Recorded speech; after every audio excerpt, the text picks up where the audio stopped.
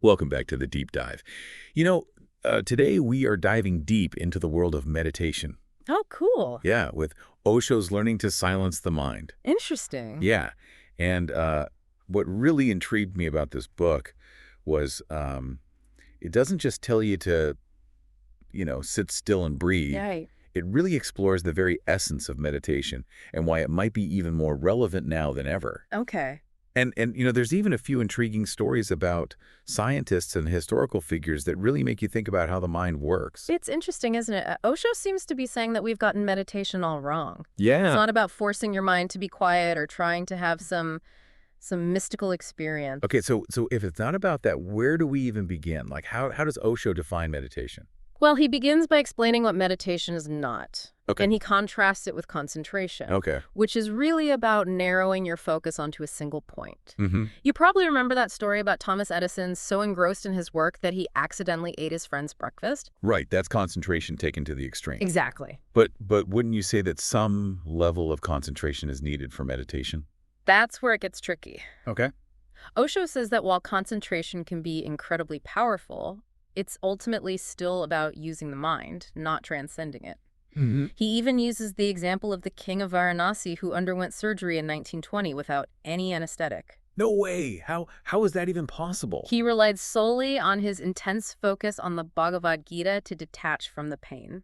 Wow. Osho acknowledges it as a remarkable feat of mental control, but he insists it's not meditation. Okay, so concentration is out. Right. What about contemplation? Isn't that closer to what we think of as meditation? Contemplation is definitely more expansive than concentration. Yeah. It's about thinking deeply about a subject, exploring different ideas and theories. Mm-hmm. But Osho argues that it still keeps us trapped in the realm of the mind. Mm-hmm. Remember the story about Immanuel Kant? He became ill simply because his daily contemplation routine was disrupted. Yeah, the one where some shrubs blocked his view of the sunset. Yes. Yeah, and it seems both concentration and contemplation can lead to some pretty intense mental states. Right. But if those aren't meditation, what is? That's the million-dollar question, isn't it? Yeah. Osho says that true meditation is about transcending the mind altogether. Wow. Not controlling it, not quieting it, but going beyond it. Wow, that sounds pretty radical. Yeah. But how do you even begin to go beyond something as all-encompassing as the mind? Osho suggests that the first step is to become aware of the mind's tricks. Okay. He describes the mind as a constant chatterbox, creating a fog of thoughts that prevents us from seeing clearly. So it's like we're being tricked by our own minds. Yes. But we need our minds to function in the world, don't we? Absolutely, we need our minds. Right. But Osho is saying that we've become so identified with our thoughts that we've lost touch with the awareness that lies beneath them. I think I'm starting to see what you mean. Good. We get so caught up in the stories our minds create Yes. that we forget there's a whole other dimension to our being. Exactly. Yeah. And that's where the real journey of meditation begins, in recognizing the mind's illusions and starting to disentangle ourselves from them. It's like we're waking up from a dream, doesn't it? Exactly. So if the mind is constantly trying to trick us, like what are some of his favorite tactics? Well, one of the mind's most effective tricks is rationalization. Okay. It's incredibly skilled at coming up with seemingly logical explanations to justify its hidden desires. Right. There's that rather amusing anecdote about the scientist who convinced his wife would be unfaithful while he was away at a conference, made her wear a chastity belt. Oh, yeah, I remember that one. It's almost unbelievable. Right. But it really highlights how the mind can convince us of anything if we're not paying attention. Yes. So how do we start to see through these rationalizations and understand what's really driving us? Osho talks about the importance of self-observation. Okay. He encourages us to become more aware of our thoughts and feelings, to notice the patterns and habits that keep us trapped in the mind's illusions. So it's about cultivating a sense of awareness, Yes. of witnessing our thoughts and emotions without getting swept away by them. Exactly. It sounds like a real challenge, Yeah. especially in our fast-paced modern world. You're absolutely right. Yeah. That's why Osho emphasizes the importance of finding practices that help us to slow down, Yeah. to disconnect from the constant noise and stimulation of modern life. This is where it gets really interesting to me. Okay. Osho wasn't just a philosopher sitting on a mountaintop. You right? He was deeply engaged with the modern world. Yeah. So how did he address these challenges of living in a world that seems to be moving faster and faster. That's what we'll be exploring next. Okay. Osho developed a series of active meditations, Mhm. specifically designed to help people release pent-up energy and emotions, making it easier to access that state of inner stillness. Active medications. That sounds intriguing. I can't wait to learn more about those. These active meditations are a far cry from the traditional image of silent meditation. Right. They involve movement, dance, even cathartic expressions of emotion. That's so different from the image of meditation I had in my head. Right. So tell me more about these active meditations. Sure. Why did Osho think they were necessary? Well, Osho recognized that modern life is full of stress and tension. Yeah. We're constantly bombarded with information, deadlines, and expectations. Right. And all of this can create a buildup of energy that can actually make it harder to sit still and meditate. It makes sense when you put it that way. So Yeah. we need to shake things loose before we can settle down. Exactly. Osho's active meditations provide a way to release that pent-up energy, to clear the space, so to speak, before we try to access that deeper state of stillness. So what do these active meditations actually look like? Are we Uh. talking about intense workouts or something? Some of them do involve a lot of physical activity, Okay. like jumping, shaking, or even shouting. But others are more focused on emotional release, like laughing or crying. Huh. There's even one called the gibberish meditation, where you just let out all the nonsense sounds that are stuck in your head. Gibberish meditation. That sounds fun. Mm. I could see how that would be a great way to let go of mental clutter. It's quite liberating, and that's a key element of Osho's approach to meditation: celebration. Okay.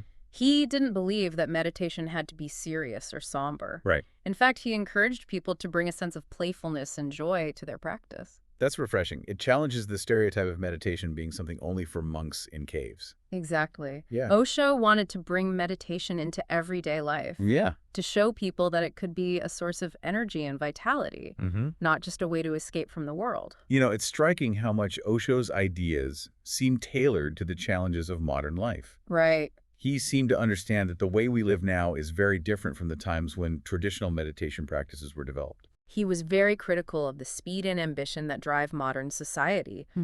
Osho felt that our constant pursuit of becoming somebody was preventing us from connecting with who we already are. Right. He saw meditation as a way to break free from that cycle, Yeah. to rediscover our true nature. It's almost like he was saying that we're trying so hard to get somewhere Yeah. that we've forgotten to appreciate where we already are. That's a beautiful way to put it. Thanks. And it speaks to a certain weariness that Osho observed in Western culture. Okay. We've achieved material success, but it hasn't brought us the happiness we expected. It's like that story about Timothy O'Toole, who inherited a fortune, found it overwhelming, and was actually relieved when he lost it all and could go back to a simple life. That's a great example. It highlights the emptiness that can come from chasing external goals without cultivating a sense of inner peace and fulfillment. So how does meditation help us to find that inner peace? Wow. It still seems like a big leap to go from shaking and shouting to experiencing true stillness. Well, Osho says that the active meditations are just the first step. Okay. They help to prepare the ground, to create the conditions for a deeper experience of meditation. So what happens after you've shaken off all the excess energy and emotion? What does the next stage of meditation involve? Osho emphasizes the importance of awareness. Okay. He uses a beautiful analogy to describe this process. Okay. He compares the mind to a muddy stream that is allowed to simply flow. Eventually, the mud settles and the stream becomes clear naturally. I love that analogy. Yeah. It makes the process of meditation seem less about forcing and more about allowing. Exactly. It's about cultivating a state of effortless alertness, Right. of simply observing what's happening within us without judgment or attachment. Effortless alertness. Yes. It sounds so simple, Yeah. yet it also feels incredibly challenging. It is a paradox, isn't it? Yeah. But that's the beauty of meditation. It's about letting go of effort, of trying to control our experience, and simply allowing ourselves to be present with what is. That reminds me of something else Osho talks about, Yeah. going beyond experiences. Yes. Sometimes when I meditate, I have moments where I feel a deep sense of peace or even bliss, Right. but those feelings don't always last. Right. And sometimes it feels like I'm not experiencing anything at all. That's a very common experience. Is it? And Osho actually cautions us against clinging to any experience, even seemingly positive ones like silence or bliss. Why is that? Well, If those experiences feel good, wouldn't it make sense to want to hold on to them? Osho says that even pleasant experiences are still just experiences. Yeah. They're still arising and passing phenomena like everything else in the mind. Right. And if we become attached to them, we're just creating another layer of suffering. So it's like we're trading one form of attachment for another. Yeah. Instead of being attached to our thoughts and emotions, we become attached to these states of peace or bliss. Precisely. Yeah. And Osho argues that true meditation is about going beyond all experiences Okay. to the pure awareness that observes everything without getting caught up in it. Pure awareness. Yes. It sounds almost mystical. Right. But what does that actually mean? How do you experience pure awareness? Osho describes it as the state of the witness. Tick. The part of us that simply observes without judgment or attachment. It's the space beyond the mind, beyond all thoughts and feelings, Yeah. where we can finally connect with our true nature. That's a powerful concept. It is. But it also raises a lot of questions. Of course. What is this true nature that we're connecting with? Yeah. And if all experiences are ultimately just chemical, as Osho suggests, Right. what does that say about the nature of reality itself? Those are some big questions, and I think they point to the heart of what Osho is trying to convey in his work, Okay. that the journey of meditation is ultimately a journey of self-discovery. It's about exploring the depths of our own being, questioning our assumptions about the world, Right. and ultimately discovering who we truly are. That's an inspiring thought. It is. But before we get too lost in the existential questions, I want to make sure we tie all of this back to the book and what we've learned from our deep dive. Okay. So to recap, Osho challenges our conventional understanding of meditation, Yes. arguing that it's not about controlling the mind, Right. but transcending it. Exactly. He also emphasizes the importance of understanding the mind's tricks, Yes. particularly its tendency to rationalize and justify its desires. That's right. And this is where the active meditations come in, Exactly. right? The active meditations. Yes. They're designed to help us release pent-up energy and emotions so that we can access a deeper state of stillness. Right. And then it's all about cultivating effortless alertness, Yes. allowing ourselves to simply be present with what is. Exactly. And ultimately, Osho says that meditation is about going beyond all experiences to the pure awareness that observes without judgment or attachment. That's right. It's in that space of pure awareness that we can connect with our true nature. Yes. Feels like we've covered so much in this deep dive. Yeah. Osho's ideas are really thought-provoking, and I have to admit, I'm still wrapping my head around some of them. I know. It's a lot to digest, that's for sure. And even after reading the book, Yeah. there's still so many questions that come up for me. Exactly. Like you said earlier, the journey of meditation is a journey of self-discovery. Right. It's not about finding all the answers. Right. It's about exploring the questions themselves. That's the beauty of it, isn't it? It's a process of continual unfolding, of peeling back layers and discovering new depths within ourselves. Yeah.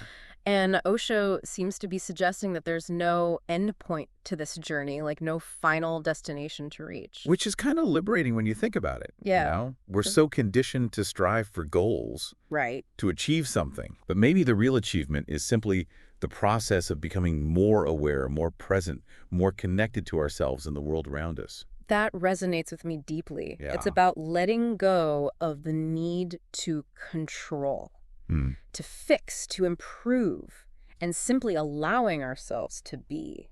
Which brings us back to that core idea of meditation being about being, not doing. Right.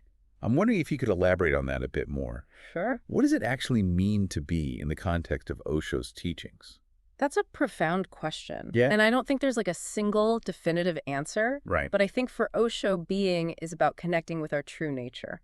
Okay. That awareness that lies beneath all the thoughts, Yeah. feelings, and experiences that make up our lives. Yeah. It's about recognizing that we are not our minds, not our emotions, not Mhm. even our bodies. Wow. We are something more expansive, Mhm. something that encompasses all of that and yet transcends it. So it's almost like we're shifting our perspective, stepping back from the drama of our lives and observing it from a place of stillness and awareness. Exactly. And from that place of stillness, we can start to see things more clearly. Yeah. We can let go of the stories we tell ourselves, the judgments we make, the attachments that hold us back. And maybe that's where the real freedom lies. Yeah. Not in changing our circumstances, but in changing our relationship to them. I think you've hit on something really important there. Thanks. Osho's teachings seem to point to a radical shift in perspective, a way of being in the world that's less about striving and more about acceptance, Mm-hmm. less about control and more about surrender. definitely a different way of thinking, Is. but there's something about it that feels incredibly freeing. Yeah. And it makes me wonder about that final thought you left us with in the last part. Okay.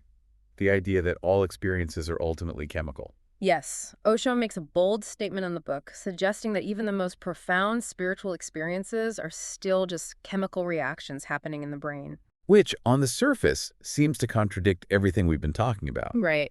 If it's all just chemicals, what's the point of meditation? Yeah. What are we actually connecting with when we experience those states of peace or bliss? That's the million-dollar question, isn't it?